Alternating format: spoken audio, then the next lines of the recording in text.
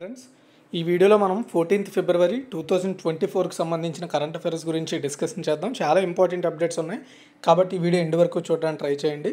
And 12th 13th current affairs కూడా రేపు upload అయితే చేస్తాను, ఎండ్ వరకు చూడండి, ఓకేనా. అండ్ ఈ వీడియో మీకు ఎలా అనిపించింది, మీరు ఇంకేమైనా సజెషన్స్ ఇవ్వాలనుకుంటున్నారా, అండ్ నేను మధ్యలో అడిగే కొన్ని క్వశ్చన్స్ కూడా మీరు కామెంట్ సెక్షన్లో కామెంట్ చేయడం ద్వారా మీ ఎబిలిటీ ఎంత ఉందనేది మీరు తెలుసుకోవచ్చు అండి కరెంట్ అఫైర్స్ మీద. సో ఫస్ట్ క్వశ్చన్, 11 శక్తి యుద్ధ వ్యవస్థల కోసం ఏ సంస్థతో భారత రక్షణ శాఖ 2269 కోట్ల ఒప్పందాన్ని కుదుర్చుకుందంటే భారత ఎలక్ట్రానిక్స్ లిమిటెడ్తో అండి. సో భారత రక్షణ మంత్రిత్వ శాఖ అండ్ ఈ BELతో కలిసి 2269 కోట్ల ఒప్పందం జరిగింది. ఎందుకు ఆ ఒప్పందం అంటే 11 శక్తి యుద్ధ వ్యవస్థలు, దానికి సంబంధించిన ఇతర ఉపకరణాలను సమకరించడమే ఈ ఒప్పందం మెయిన్ ఉద్దేశం అనమాట. వీటిని భారత నౌకాదళంలో వాడతారండి. ప్రధాన యుద్ధ నౌకల్లో వీటిని అమర్చబోతున్నారు. శత్రు దేశాల ఎలక్ట్రానిక్ సంకేతాలు ఇవి అత్యంత ఖచ్చితత్వంతో ఆపుతాయి అన్నమాట ఈ వ్యవస్థలు.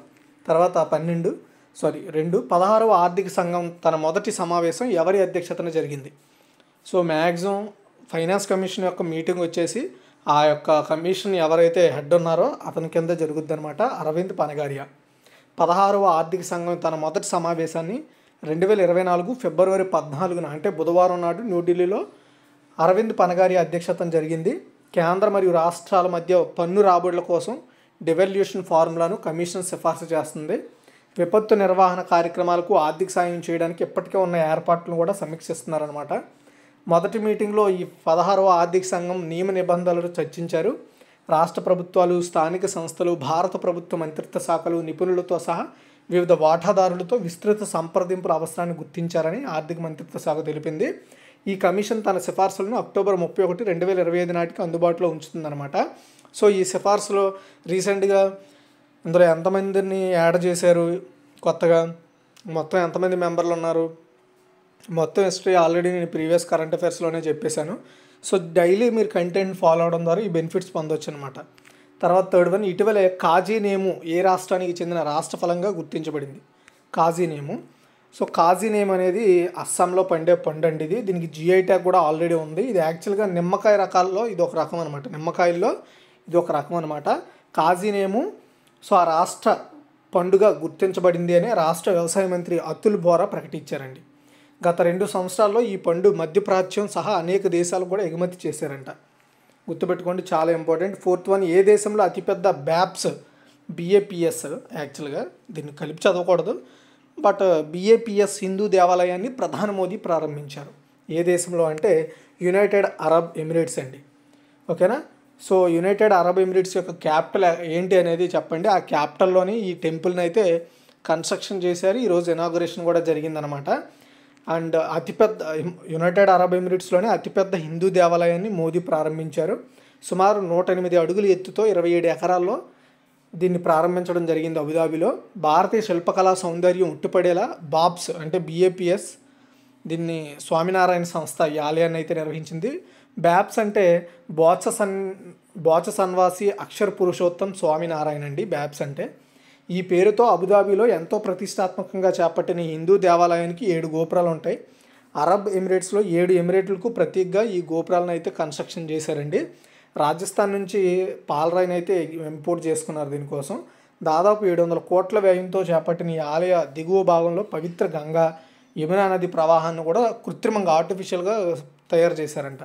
అబుదాబిలో BAPS హిందూ ఆలయం పశ్చిమాసియాలో అతిపెద్దది, పశ్చిమాసియాలోనే అతిపెద్దది అంటది.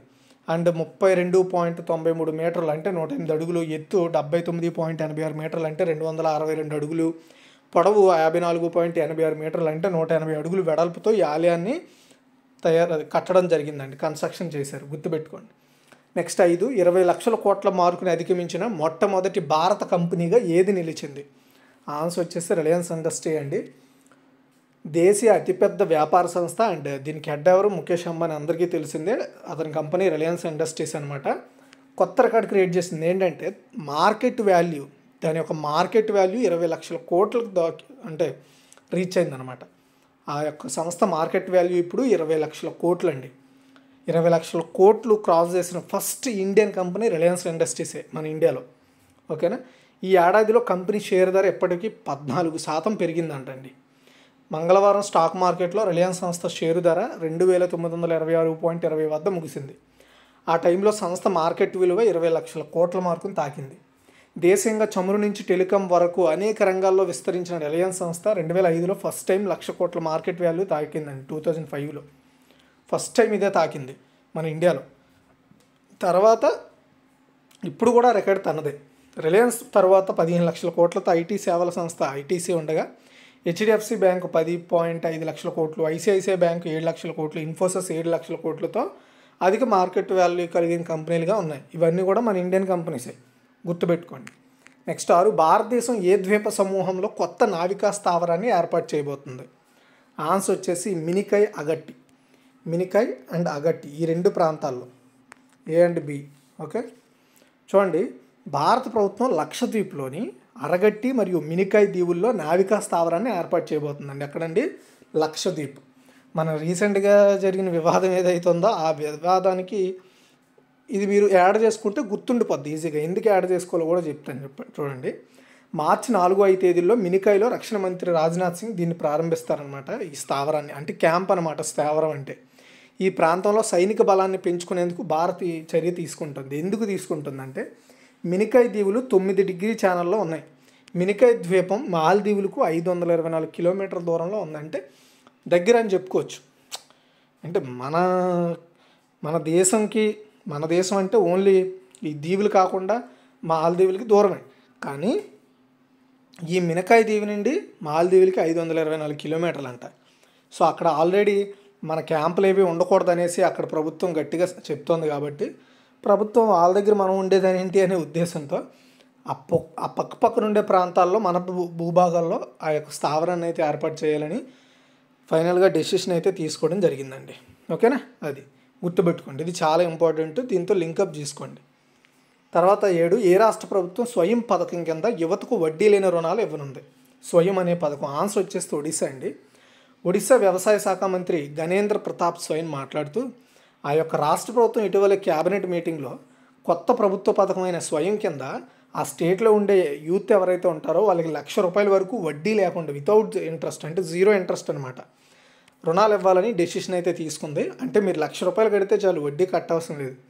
ఆ వడ్డీ అంతా కూడా ప్రభుత్వమే భరిస్తుందని చెప్పడం జరిగింది. ఇన్ కేస్ బిజినెస్ పెట్టుకోవాలనుకున్నా లేదా ఉన్న బిజినెస్ని డెవలప్ చేసుకోవాలనుకున్నా ఈ ₹1,00,000 యూజ్ అవుతాయని చెప్తున్నారండి. ఓకే, సో ఇది 18 నుండి 30 ఏళ్లలోపు ఉన్న వాళ్ళే దీనికి అర్హులని చెప్తున్నారు. ఇందులో పట్టణాల్లో ఉండేవాళ్ళు, గ్రామీణంలో ఉండేవాళ్ళు ఇద్దరు అర్హులే అని చెప్తున్నారండి. ఓకేనా. So 8, APAAR one nation one student ID కార్డుపై జరిగిన జాతీయ సదస్సును ఎవరు ప్రారంభించారు? సో స్టూడెంట్ ఐడి కార్డు గురించి ఇంతకుముందు ఆల్రెడీ నేను చెప్పాను. సో స్టూడెంట్ ఐడి కార్డు ఏంటి అంటే, ఇప్పుడు ఫర్ ఎగ్జాంపుల్ మీరు స్టూడెంట్గా ఉన్నారనుకోండి, మీ ఫస్ట్ స్టాండర్డ్ నుండి మీరు ఎంతవరకు చదివితే అంతవరకు కూడా మీ డీటెయిల్స్ అన్నింటినీ కూడా ఆ ఐడిలో పొందుపరుస్తారనమాట. అంటే మీరు ఇంటర్ 10th ఎక్కడ చేశారు, first standard to 10th standard ఎక్కడ వరకు చదివారు, ఇంటర్ ఏ కాలేజీలో చదివారు, డిగ్రీ ఏ కాలేజీలో చదివారు, పోస్ట్ గ్రాడ్యుయేషన్ ఎక్కడ చేశారు, ఎంబీఏ ఎక్కడ చేశారు, లేదంటే ఎంటెక్ ఎక్కడ చేశారు, బీటెక్ ఎక్కడ చేశారు, అంతా కూడా కార్డ్ డీటెయిల్స్లో ఉంచుతారనమాట. అందుకే one nation one student ID అనే పేరుతో తీసుకురాబోతున్నారు. ఇంకా రాలేదు. దాని మీద నేషనల్ కాన్ఫరెన్స్ కండక్ట్ చేశారు. దీన్ని ధర్మేంద్ర ప్రధాన్ గారు ప్రారంభించారు. ఆయన మన దేశానికి విద్యాశాఖ మంత్రి అండ్ నైపుణ్య శాఖ మంత్రి కూడా ఆయన. ఓకే, అపార్ అనే పేరుతో ఐడిని అయితే ఇంట్రడ్యూస్ చేయబోతున్నారు అనమాట. నేను ఆల్రెడీ చెప్పాను కదా, మన అకాడమిక్ డీటెయిల్స్ని చదవడం, మనం ఇంకేమైనా కోర్సులు నేర్చుకుంటే అవి కూడా అన్నీ కూడా మన మార్కులతో సహా అందులో ఉంటాయన్నమాట, మన డీటెయిల్స్ అన్నీ కూడా. ఓకే, డిజిటల్గా కూడా అందుబాటులోకి తీసుకొస్తున్నారు. ఇది ఎక్కడికక్కడ స్టూడెంట్ని ఈజీగా ఐడెంటిఫై చేసి అతని అకాడమిక్ని ఈజీగా ఐడెంటిఫై చేయడానికి ఈ అపార్ ఐడి అనేది ఉపయోగపడుతుందని చెప్తున్నారండి. సో ఇది న్యూ ఎడ్యుకేషన్ పాలసీ 2022లో భాగంగా ఈ డెసిషన్ తీసుకోవడం జరిగింది. ఇప్పుడు నేను చెప్పిన గుర్తుపెట్టుకోండి. అండ్ అపార్ అనేది ఒక ఈడియు లాకర్.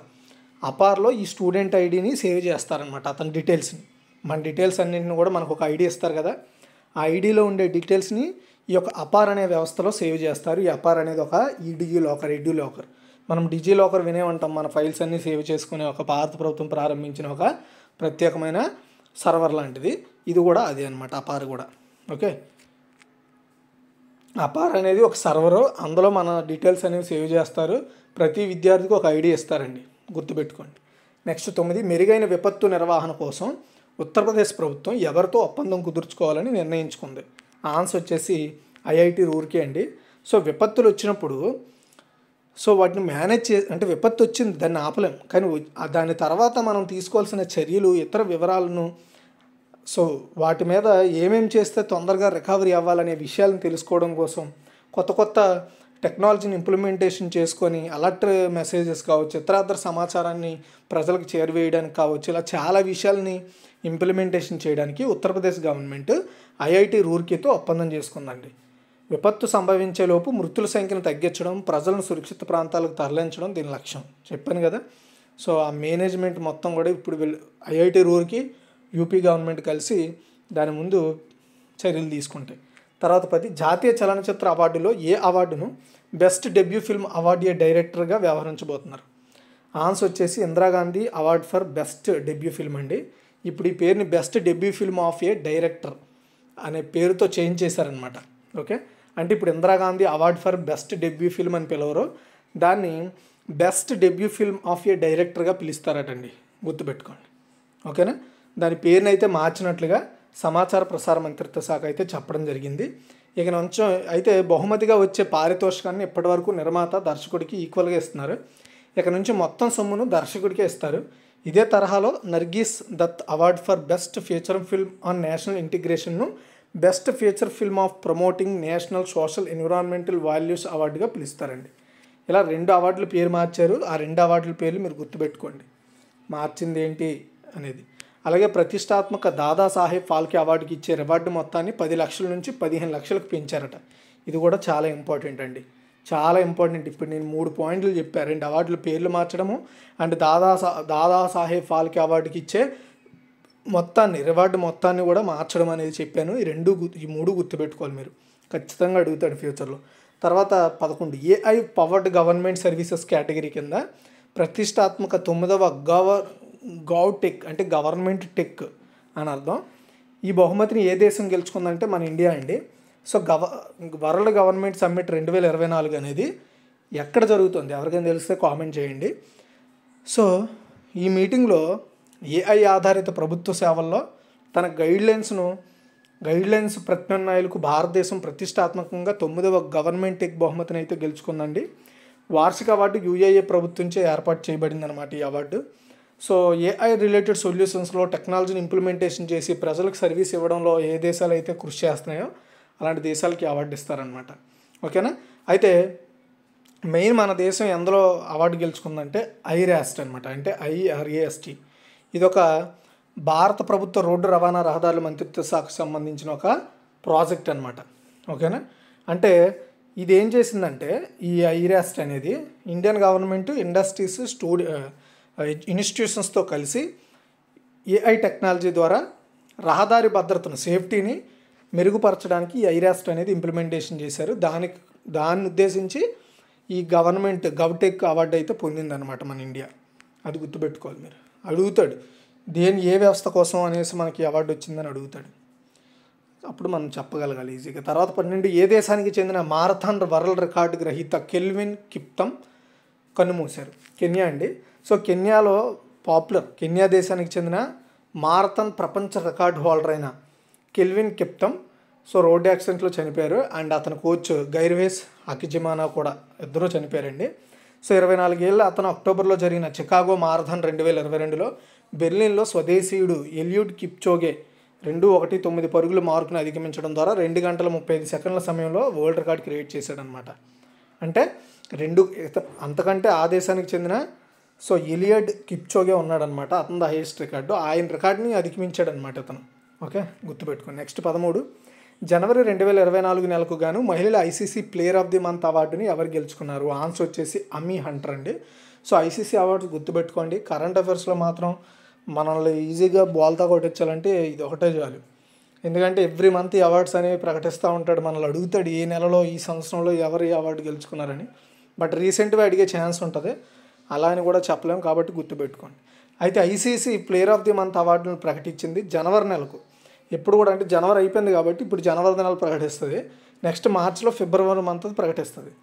అయితే జనవరి నెలకు గాను పురుషుల క్రికెట్లో వెస్టిండీస్ నయా బౌలింగ్ సంచలనమైన షమర్ జోసెఫ్కు పురుషుల్లో అవార్డు ఇచ్చారు. అండ్ మహిళల్లో చూసుకుంటే ఐర్లాండ్ ప్లేయర్ అయిన అమీ హంటర్కు ఈ ICC player of the month award అయితే ఇవ్వడం జరిగింది. తర్వాత 14 యునైటెడ్ వరల్డ్ రెజ్లింగ్ ఇటీవల ఏ దేశానికి చెందిన రెజ్లింగ్ ఫెడరేషన్ సస్పెన్షన్ను ఉపసంహరించుకుంది? భారతదేశం అండి. సో యునైటెడ్ వరల్డ్ రెజ్లింగ్ ఇటీవలే రెజ్లింగ్ ఫెడరేషన్ ఆఫ్ ఇండియా మన దేశానికి చెందిన రెజ్లింగ్ ఫెడరేషన్ మీద సస్పెన్షన్ విధించింది. ఇప్పుడు ఆ సస్పెన్షన్ అయితే ఎత్తేసింది అనమాట, అంటే తీసేసింది. రెజ్లింగ్ సమైక్య సమయానికి ఎన్నికలు నిర్వహించడంలో ఫెయిల్ అవ్వడం ద్వారా మన మీద ఆగస్టు 23, 2023న బ్యాన్ అయితే వేయడం జరిగింది. అది కూడా టెంపరీ సస్పెన్షన్ మాత్రమే. అయితే ఇప్పుడు ఆ సస్పెన్షన్ అయితే ఎత్తివేసేయడం ద్వారా మనం మళ్ళీ ఎన్నికలు నిర్వహించి ఆ సంఘాన్ని మళ్ళీ పునరుద్ధరించడం ద్వారా దానికి సంబంధించిన క్రీడలు ప్రోత్సాహకాలు అన్నీ జరుగుతాయి. యునైటెడ్ వరల్డ్ రెజ్లింగ్ అనేది రెజ్లింగ్ క్రీడలకు ఒక అంతర్జాతీయ పాలక సంస్థ అండి. ఇది ఈరోజు టోటల్గా కరెంట్ అఫైర్స్. ఒకసారి క్విక్ రివ్యూ చూద్దాం. శక్తి యుద్ధ వ్యవస్థల కోసం ఏ సంస్థ భారత రక్షణ శాఖ 2269 కోట్లు ఒప్పందం చేసుకుందంటే భారత్ ఎలక్ట్రానిక్స్ లిమిటెడ్. 16వ ఆర్థిక సంఘం తన మొదటి సమావేశం ఎవరి అధ్యక్షతన జరిగిందంటే అరవింద్ పనగారియా. ఇటీవల కాజీ నియమం ఏ రాష్ట్రానికి చెందిన రాష్ట్ర ఫలంగా గుర్తించబడింది అంటే అస్సాం. అండ్ ఏ దేశంలో అతిపెద్ద BAPS హిందూ దేవాలయాన్ని ప్రధాని మోదీ ప్రారంభించారంటే యునైటెడ్ అరబ్ ఎమిరేట్స్ అబుదాబిలో. 20 లక్షల కోట్ల మార్కును అధిగమించిన మొట్టమొదటి భారత కంపెనీగా ఏది నిలిచింది అంటే రిలయన్స్ ఇండస్ట్రీస్. భారతదేశం ఏ ద్వీప సమూహంలో కొత్త నావికా స్థావరాన్ని ఏర్పాటు చేయబోతుందంటే మినికాయ్ అండ్ అగట్టి, ఈ 2 దీవుల్లో. నెక్స్ట్ ఏ రాష్ట్ర ప్రభుత్వం స్వయం పథకం కింద యువతకు వడ్డీ లేని రుణాలు ఇవ్వనుంది అంటే ఒడిశా అండి.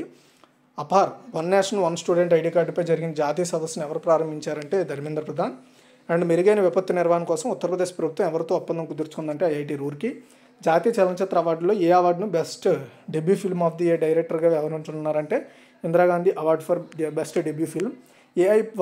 AI powered government services category కింద ప్రతిష్టాత్మక 9వ గౌటెక్ బహుమతిని ఏ దేశం గెలుచుకుందంటే మన ఇండియా. తర్వాత ఏ దేశానికి చెందిన మారథాన్ వరల్డ్ రికార్డు గ్రహీత కెల్విన్ కిప్టమ్ కన్నుమూశారంటే కెన్యా. జనవరి 2024 నెలకు గాను మహిళల ICC player of the month award ఎవరు గెలుచుకున్నారంటే అమీ హంటర్. యునైటెడ్ వరల్డ్ రెజ్లింగ్ ఇటీవల ఏ దేశానికి చెందిన రెజ్లింగ్ ఫెడరేషన్పై సస్పెన్షన్ ఎత్తివేసిందంటే భారతదేశం అండి. ఇది ఓవరాల్ ఇన్ఫర్మేషన్. మీకు నచ్చింది అనుకుంటున్నా. నచ్చితే లైక్ చేసి షేర్ చేసి మరిన్ని అప్డేట్స్ కోసం మన ఛానల్ ఫాలో అవుతూ ఉండండి.